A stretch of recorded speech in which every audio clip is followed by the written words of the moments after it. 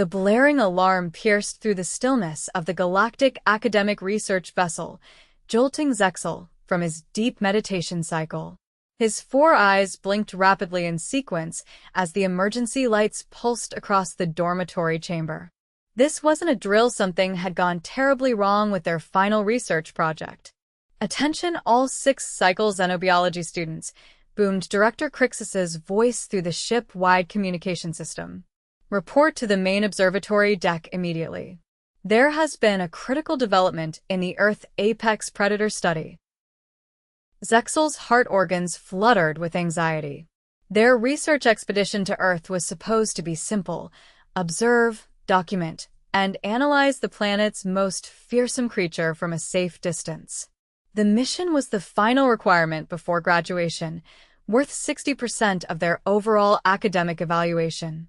"This is bad," muttered Zexel's roommate Nex as she hurriedly attached her exoskeletal enhancement suit.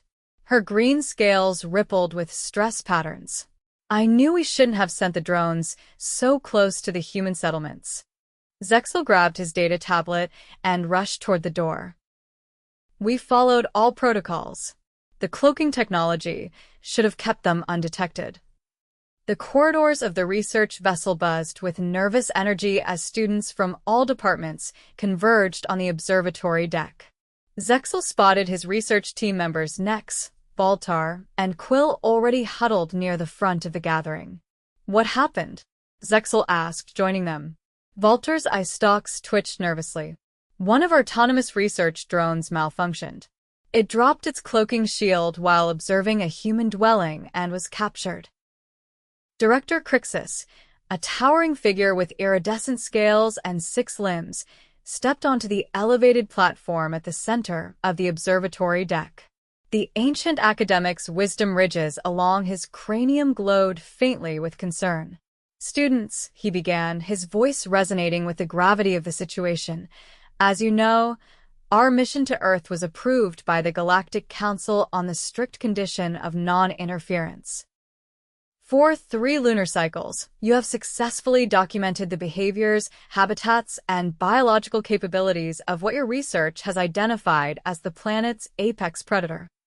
The main view screen activated, displaying footage from their previous observations: massive creatures with powerful jaws, incredible speed, and a ferocity that had terrified the youngest students.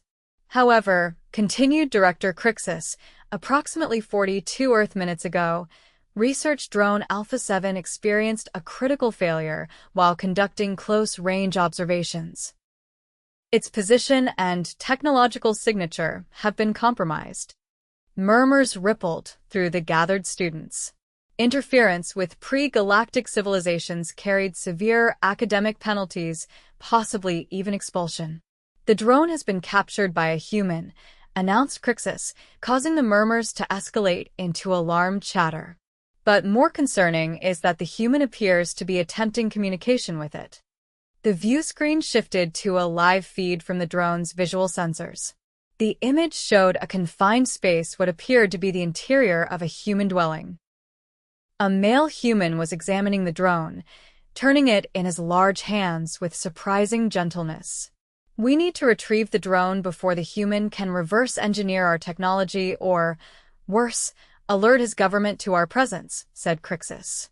"I'm assembling a retrieval team immediately." Zexel felt his second heart skip a beat. This was the opportunity he'd been waiting for, a chance to distinguish himself and secure top placement in the graduation rankings. "Director," Zexel said, raising his hand, "I volunteer for the retrieval team. As lead researcher on the apex predator behavioral patterns, I have the most comprehensive understanding of their movements and territorial responses." Director Crixus's upper eyes narrowed. "This is not an academic exercise, Student Zexel. This is a potentially dangerous field operation." "With respect, Director, that's precisely why I should go. My team has logged more observation hours than any other group. We know how to avoid detection and minimize contact." After a moment of consideration, Crixus nodded. "Very well. Zexel, Nex, Valtar, and Quill will form the retrieval team." Professor Thalox will accompany you as faculty supervisor. Professor Thalox stepped forward, her battle-scarred exoskeleton reflecting her years of field experience before joining the academy.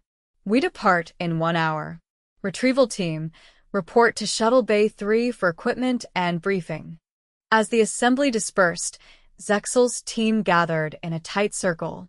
"This is insane," whispered Quill, his translucent wings vibrating with anxiety. "Direct contact with humans?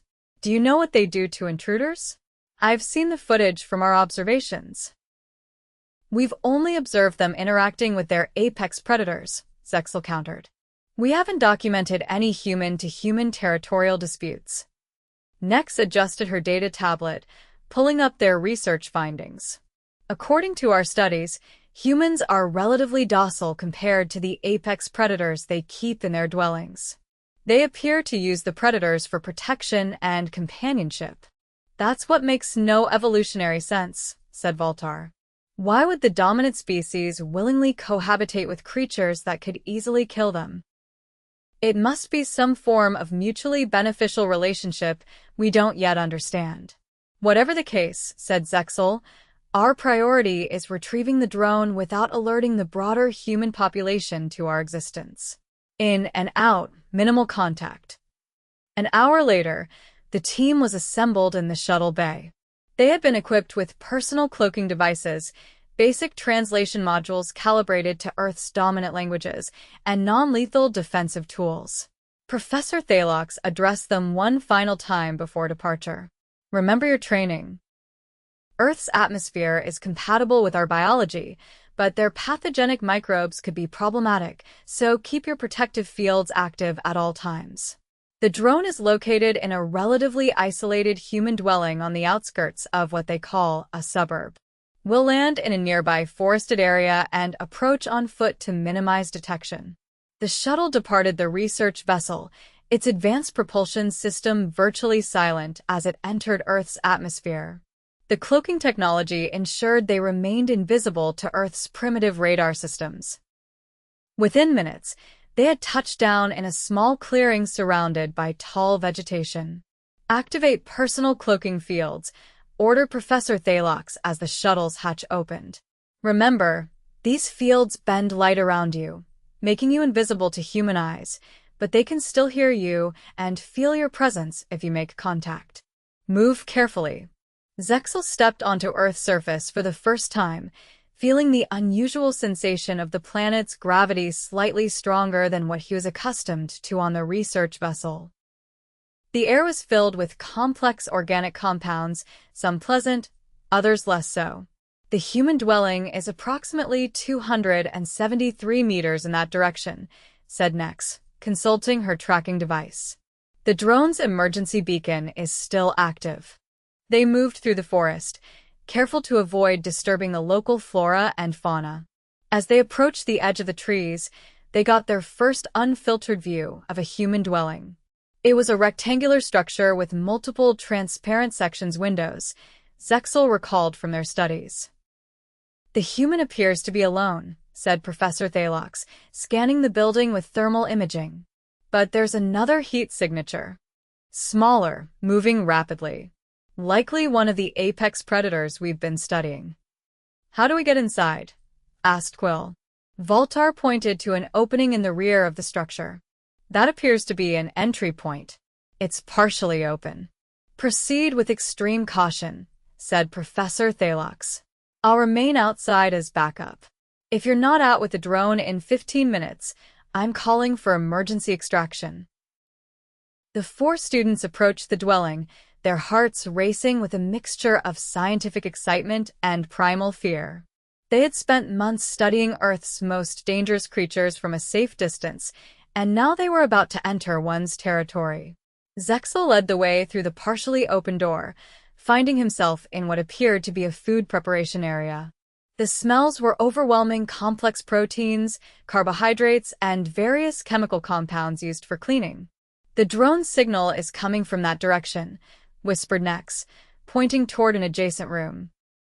They moved silently through the dwelling, taking in the strange artifacts of human civilization.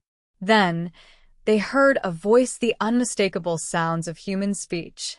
Following the sound, they entered what appeared to be a central living space. There, sitting on a soft furnishing, was the human male. He was examining their drone, which now lay partially disassembled on a flat surface before him. But what froze Zexel in place wasn't the human or the drone, it was the creature beside him. Small, brown-furred, with disproportionately large eyes and ears, the creature paced around the human, occasionally emitting high-pitched vocalizations. Its tiny but visibly sharp teeth were exposed in what their research had identified as a threat display. "That's it," whispered Voltar in awe. "That's the apex predator we've been studying." The tiny creature suddenly stopped, its pointed ears perking up. It turned directly toward where they stood, despite their cloaking fields, and began making increasingly agitated sounds. "It can sense us," hissed Quill. "How is that possible?" The human looked up, following the creature's gaze. "What is it, Max? You see something, buddy?" The small predator Max apparently continued its alarm calls, now moving toward them with aggressive intent. "We need to act fast," said Zexel. "Nex, prepare the drone recovery module. Voltar, ready the memory wipe device for the human. I'll create a diversion to draw away the apex predator." But before they could implement their plan, disaster struck. Quill, backing away from the approaching creature, collided with a shelf of human artifacts. His cloaking field momentarily disrupted, revealing a flicker of his form as several objects crashed to the floor. The human jumped to his feet. "What the hell?" The small predator launched itself forward with surprising speed, directly at Quill. In his panic, Quill's cloaking field failed completely, revealing his full alien form for limbs, translucent wings, and segmented exoskeleton. The human's eyes widened in shock. "Holy shit!" The predator attacked, latching onto Quill's lower appendage with its powerful jaws. Quill screeched in pain, flailing backward and knocking over more human possessions. In the chaos, the remaining team members' cloaking fields also failed, revealing 3 more alien forms in the human's living space. For a moment, everyone human and aliens froze in mutual shock. Then the human did something unexpected. Instead of displaying fear or aggression, he whistled sharply. "Moksh. Get back here, bad dog." To the alien's astonishment, the fearsome creature immediately released Quill's limb and retreated to the human side, though it continued to make threatening noises. "I assume you're here for this," the human said with remarkable calmness, gesturing to the disassembled drone. "Interesting tech. Way beyond anything we have." Zexel, realizing their mission was now completely compromised, decided direct communication was their only option. He activated his translation module. "We mean no harm. We are students. That is our research equipment." The human's eyebrows rose. "Students? As in?" "Alien college students." "We are from the Galactic Academy of Xenobiology," explained Nex, stepping forward cautiously. "We were conducting research on Earth's dominant species and their relationship with the planet's apex predators." The human looked confused for a moment, then glanced down at the small creature beside him. A smile spread across his face, followed by unexpected laughter. Wait, he said between laughs. "You think Max here is an apex predator? This little guy?" "Is it not?" asked Zexel, genuinely puzzled. "Our observations showed these creatures are kept in human dwellings for protection. They display territorial aggression, possess sharp teeth, and humans seem to fear their disapproval." The human laughed even harder. "That's just my Chihuahua. He's a pet dog, probably the least threatening dog breed on the planet. He weighs like 7 pounds soaking wet." "But our research," began Voltar, consoling his data tablet in confusion. "Look," said the human, wiping tears of laughter from his eyes. "I'm Brian Griffith, by the way. And you guys have made my day." "Seriously?" Let me get Max calmed down, and maybe we can talk about whatever it is you're studying. I promise not to call the government or whatever, because honestly, who would believe me anyway? Zexel and his team exchanged uncertain glances. This was definitely not how they had expected their retrieval mission to unfold. Professor Thalox burst through the doorway, defensive tool raised. Students. Status report. Brian raised his hands. Whoa. More of you. Look, everyone just calm down. No need for whatever that is. He pointed at Thalox's weapon. Let's all be cool here. Professor Thalox surveyed the scene, the exposed students, the disassembled drone, the remarkably calm human, and the small creature that was now sitting quietly beside him. Our mission parameters have been exceeded, she said stiffly. We must return to the vessel immediately and report this breach of protocol. Or, suggested Brian, you could take a minute to actually learn something. Isn't that what you're here for? To study Earth.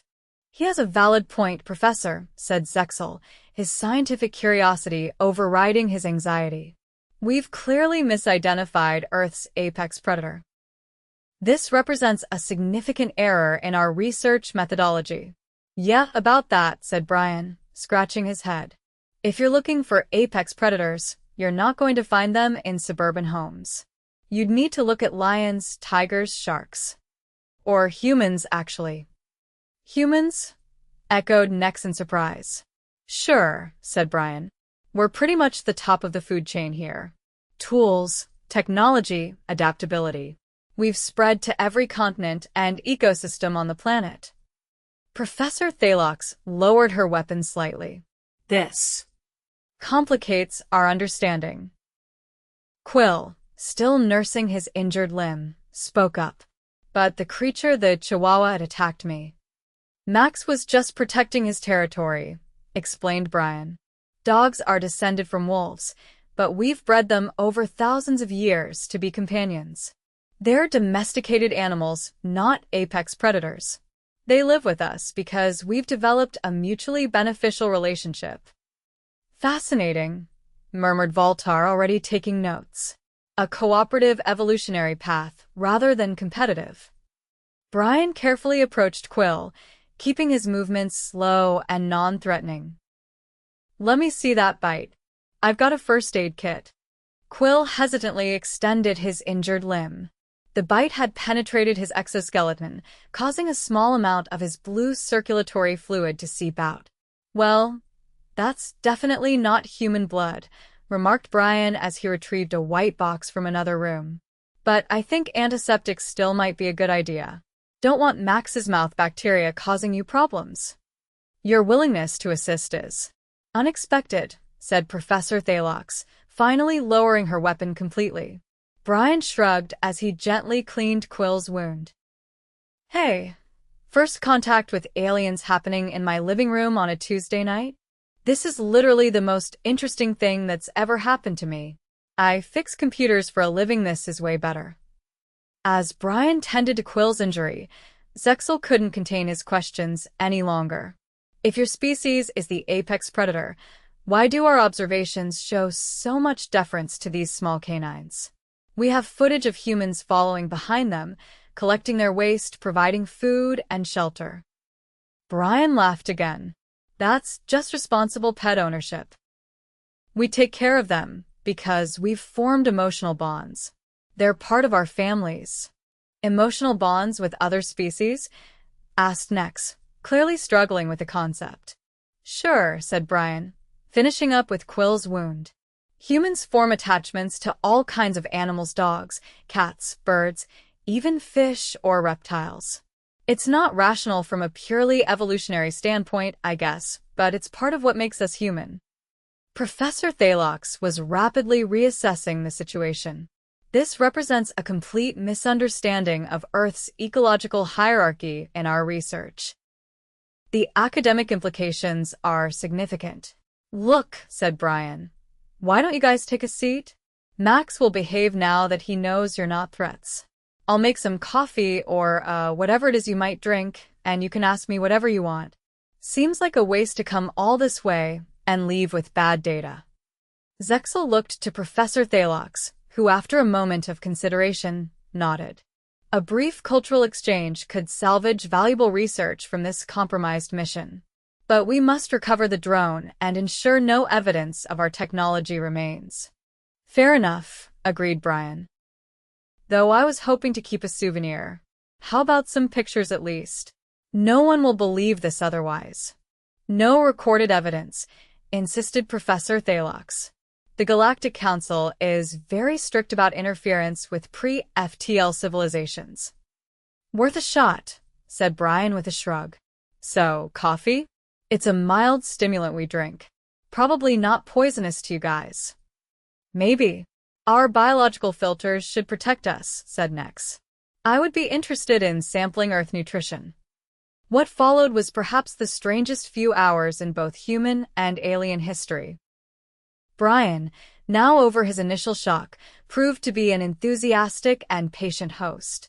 He explained the complex relationship between humans and domesticated animals, the true nature of Earth's predator hierarchy, and answered countless questions about human society.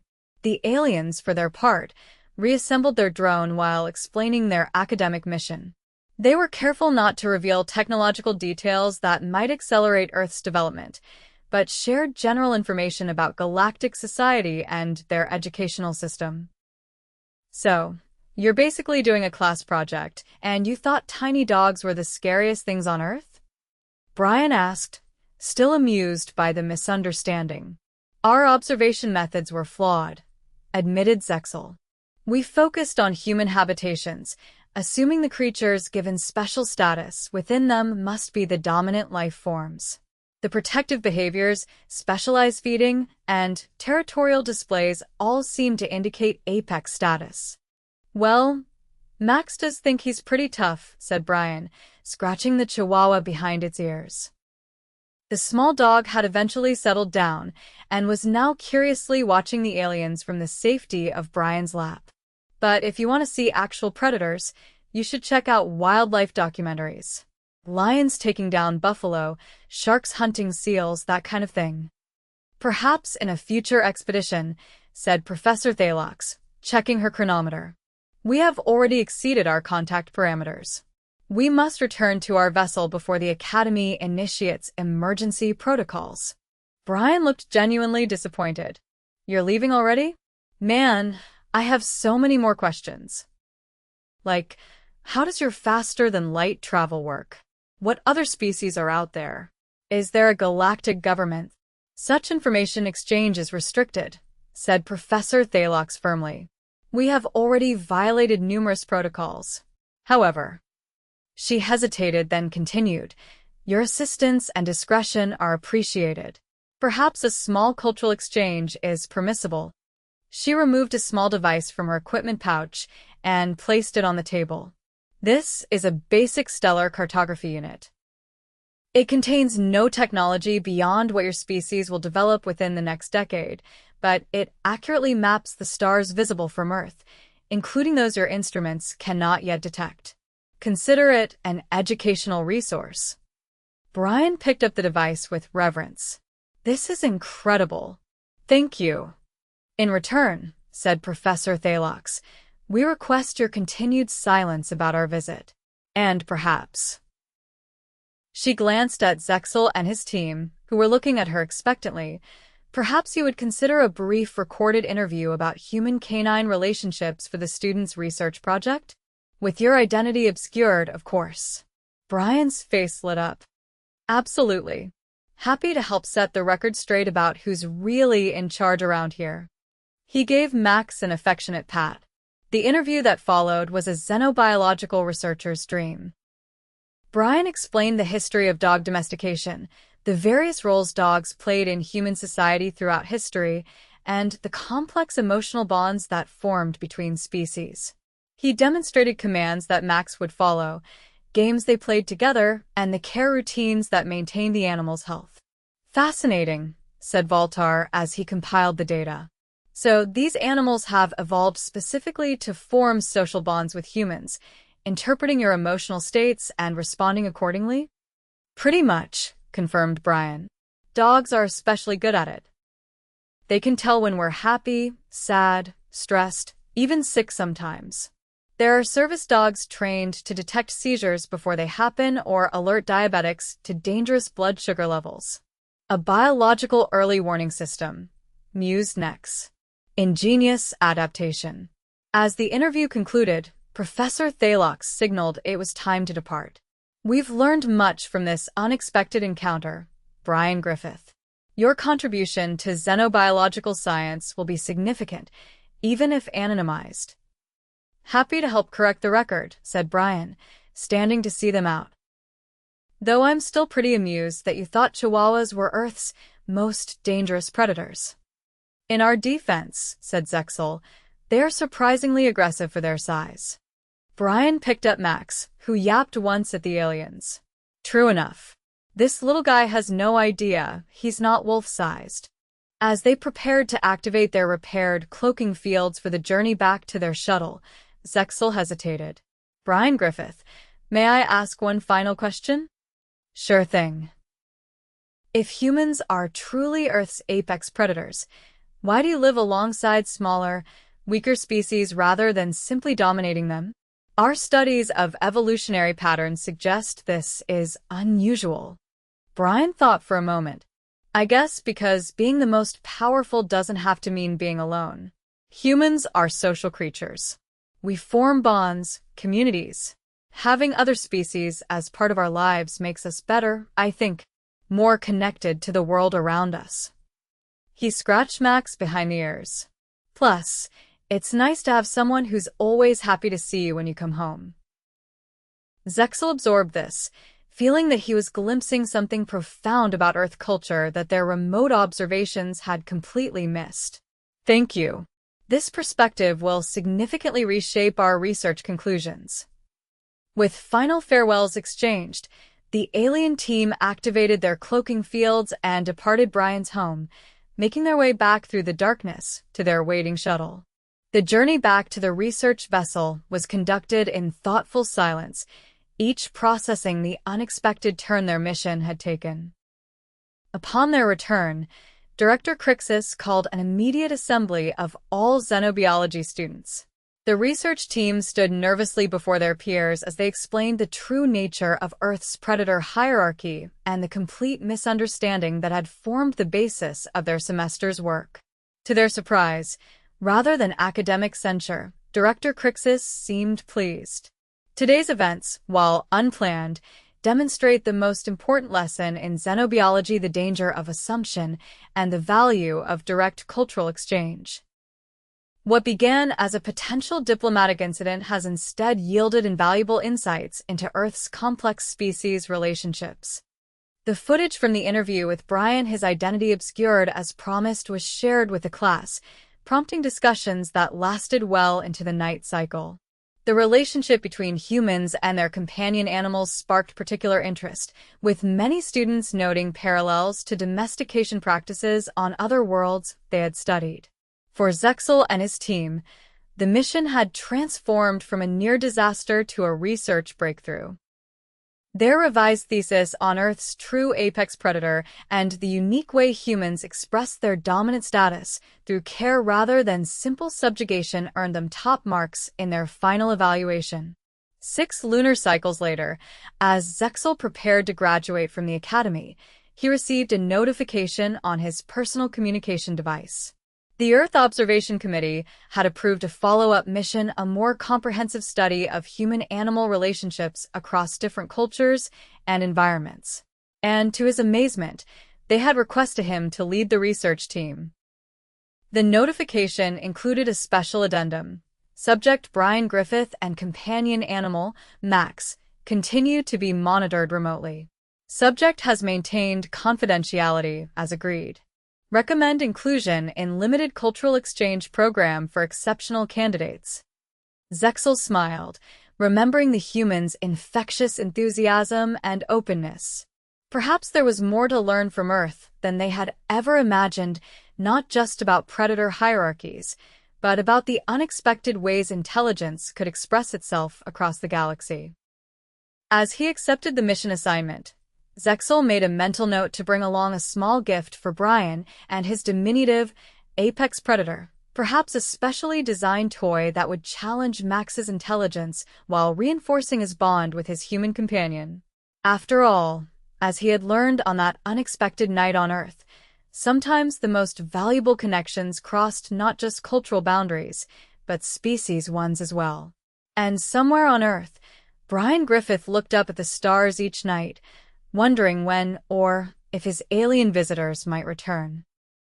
Beside him, Max the Chihuahua kept watch, ready to protect his human from whatever the universe might send their way, blissfully unaware that for one brief, amusing moment, he had been misidentified as the most dangerous creature on the planet.